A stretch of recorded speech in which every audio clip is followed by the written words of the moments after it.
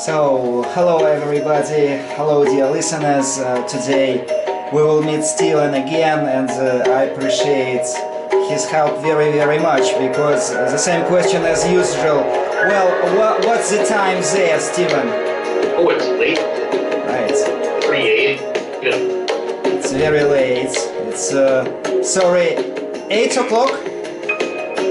Well, it's before 7 a.m. 7 a.m. Okay, it's 7 o'clock, not so bad. So, did you fill your mug with coffee? No, today the coffee was kind of bad, so I shifted over to milk for my morning. Alright, so it's not good because be prepared not to fall asleep because we will talk about education. Boring. Education. Education, as I promised last our meeting. So look, neither of us is a teacher or educator by our first professional job because of different circumstances. We have been working in this field for many years, but we didn't graduate any pedagogical colleges. You teach students from France, Russia, Brazil, Mexico, Japan and other countries, and you can meet students with different backgrounds. Your wife is a teacher of Spanish, but we do not belong to any government education body, so perhaps we have fewer stereotypes about education than any bureaucrats of education, and we could look at this story from a different angle or perspective, if you like so. So my first very boring question to you: what comes to your mind when you talk about education, when you hear about education? What is education for you? Well, education is basically the training of the mind or a skill obtained through teaching and learning, a combination. I guess that would be a definition for education for me, just the continual learning. And it doesn't have to be in an actual institute. It doesn't have to be in a formal building. People can be educated outside of that, whether it's at home and outside in the woods. People can get educated if so. Great, wonderful idea to be educated in the wood. How important do you think education is? Oh, it's extremely important. I would be hard for me to list anything above education as important. It's never too late to learn, and there's no such thing as too much education, in my opinion. Great. Do you think the quality of education is slipping because you have great backgrounds? Well, outside of that last comment that you added on there, is education slipping?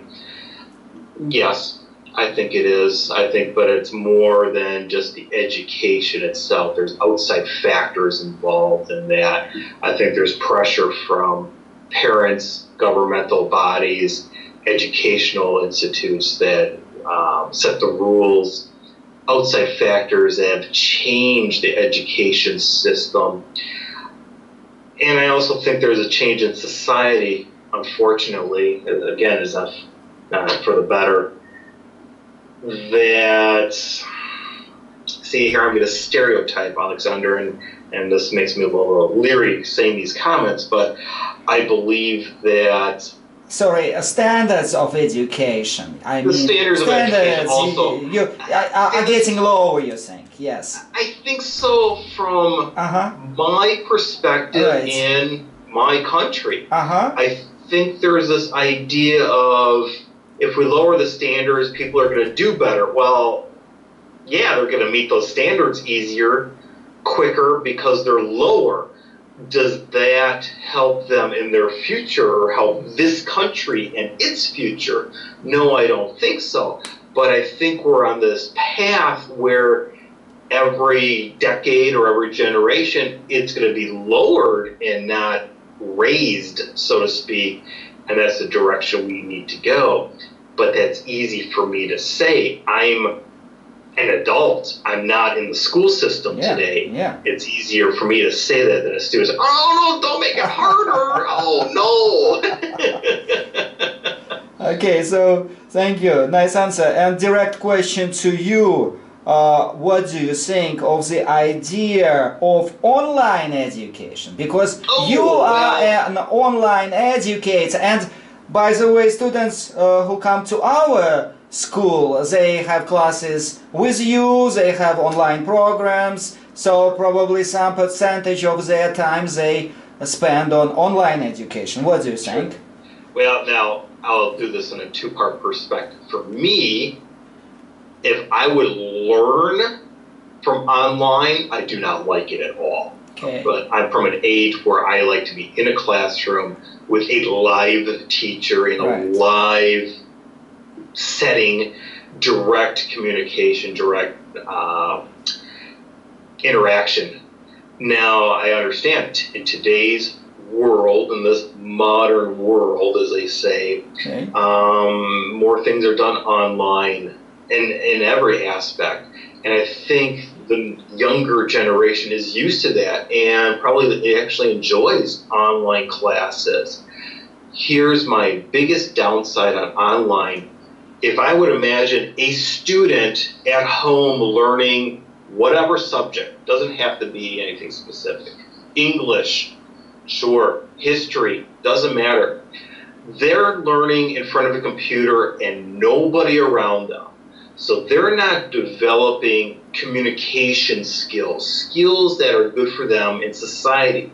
Imagine a child who has been raised with online education from kindergarten to 12th grade, but the first time they got on the subway in Moscow and they're surrounded by people, they're not going to know how to interact with them. And it's going to be a scary situation. So that's my biggest downside on online education. All right. So what kind of education did you have at home in your family, and how do you feel about homeschooling? Oh, yeah, that's interesting. Okay, a lot of answers, a lot of questions in there. My education was from public schooling, and so home education, my mother said, go do your homework.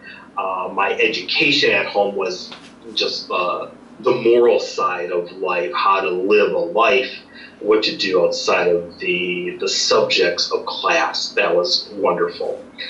The homeschooling, I'm in for that if it's proper for the student and if they do still get the right education. And I have an example. I have a very good friend whose daughter was going through her I think it was junior high age classes, and her math classes were routine.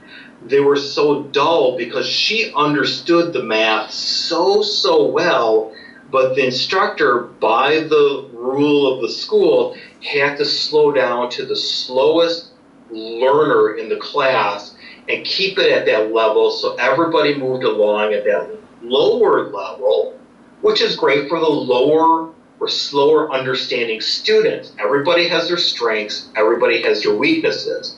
At that point, they were considering moving her to homeschooling with the idea of she can't continue to be in the same level with everybody else because she's not learning anything. So in an unfair way of in a school teaching is when an idea of homeschooling should be thought about. So I'll agree with homeschooling if it's done right.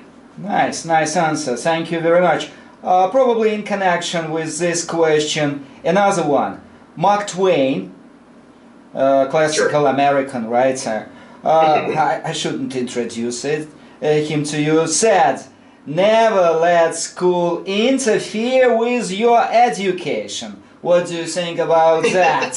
Well, that's a good point too, because your education, you can be educated in school, but don't let them tell you what to do.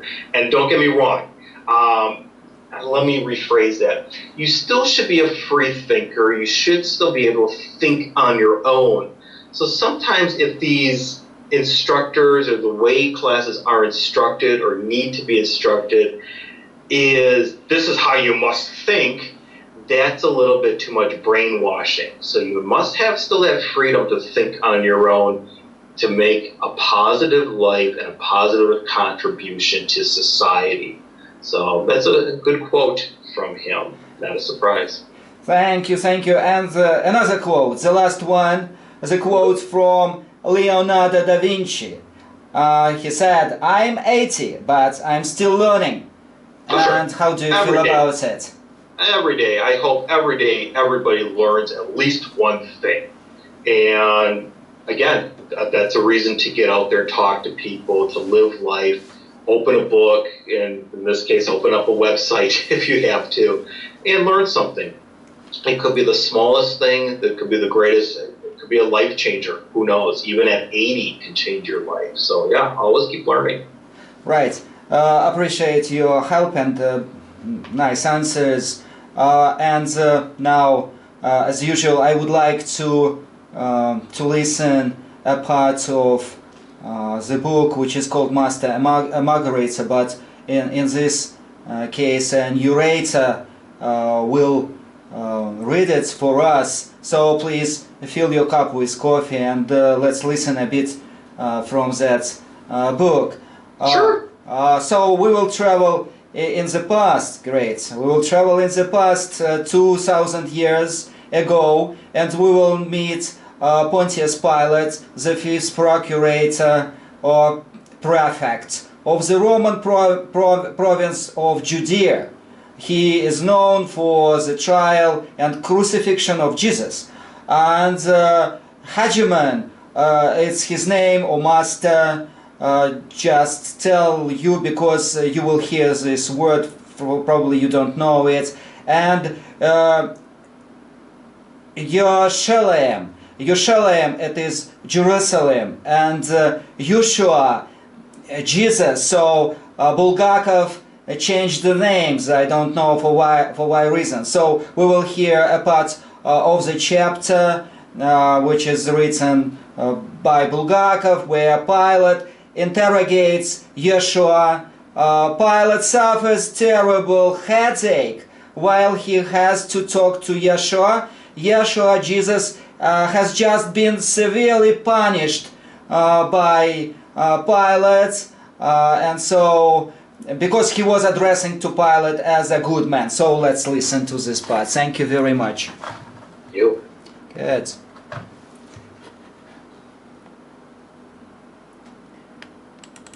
A minute later, he was again standing before the procurator. A flat, sick-sounding voice was heard. Name? Mine? The prisoner responded quickly, demonstrating with all his being his readiness to answer sensibly and not to provoke more anger. The procurator said softly, "Mine, I know. Do not pretend to be more stupid than you are. Yours." "Yeshua," the prisoner replied hurriedly. "Is there a surname?" "Hanotsri." "Where are you from?" "The city of Gamala," answered the prisoner, indicating with a toss of his head that somewhere far away off to his right, in the north, was the city of Gamala. "Who are you by birth?" "I don't know exactly," the prisoner replied readily. "I don't remember my parents. I've been told that my father was a Syrian." "Where is your permanent residence?" "I have none," answered the prisoner shyly. "I travel from town to town." "That can be expressed more succinctly in one word. Vagrant," said the procurator. Then he asked, "Do you have any family?" "None. I am alone in the world." "Are you literate?" "Yes." "Do you know any language besides Aramaic?" "Yes, Greek." One swollen lid was raised, and an eye glazed by suffering stared at the prisoner. The other eye remained closed. Pilate began speaking in Greek. "So you intended to destroy the temple building and were inciting the people to do this?" Here the prisoner again became animated. The fear disappeared from his eyes, and he began in Greek.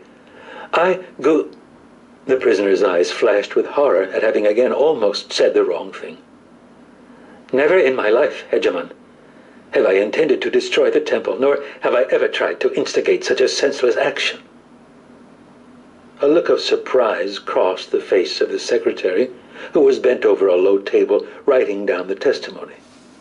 He raised his head, but then immediately lowered it to the parchment.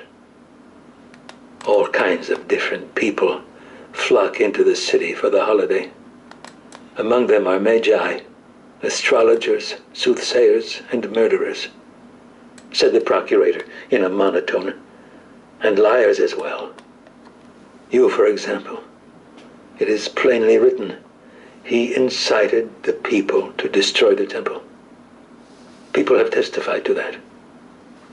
Those good people, began the prisoner, and after hastily adding, Hegemon, he continued, are ignorant and have muddled what I said. In fact, I'm beginning to fear that this confusion will go on for a long time, and all because he writes down what I said incorrectly. Silence ensued. Now both pained eyes gazed at the prisoner seriously.